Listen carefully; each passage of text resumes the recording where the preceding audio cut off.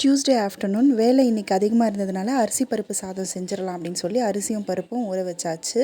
Meanwhile அதுக்கு தேவையான எல்லாத்தையுமே ரெடி பண்ணிக்கிட்டேன். குக்கரில் எண்ணெய் ஊற்றி கடுகு, சீரகம், வெங்காயம், காஞ்ச மிளகாய், கருவேப்பிலை எல்லாம் போட்டு தாளித்து நல்லா வதக்கியாச்சு. வெங்காயம் வதங்கினதும் தக்காளியும் போட்டு நல்லா வதக்கியாச்சு. இதுக்கு மசாலாக்காக மஞ்சள் தூள், மிளகாய்த்தூள், கொஞ்சமாக கரம் மசாலா, கொஞ்சமாக பெருங்காயத்தூள் போட்டு நல்லா வதக்கிக்கிட்டு நம்ம ஊற வச்சுருந்த அரிசியும் பருப்பும் அதுக்கு தேவையான தண்ணி போட்டு கொத்தமல்லி போட்டு குக்கர் மூடி விசில் வச்சாச்சு.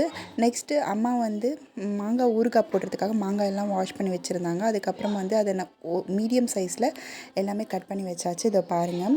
இந்த மாதிரி கட் பண்ண பிறகு இதில் உப்பு தூவி நல்லா குலுக்கி விட்டுறணும். இது 3 நாள் ஊறினதுக்கப்புறம் காய வச்சிடலாம்.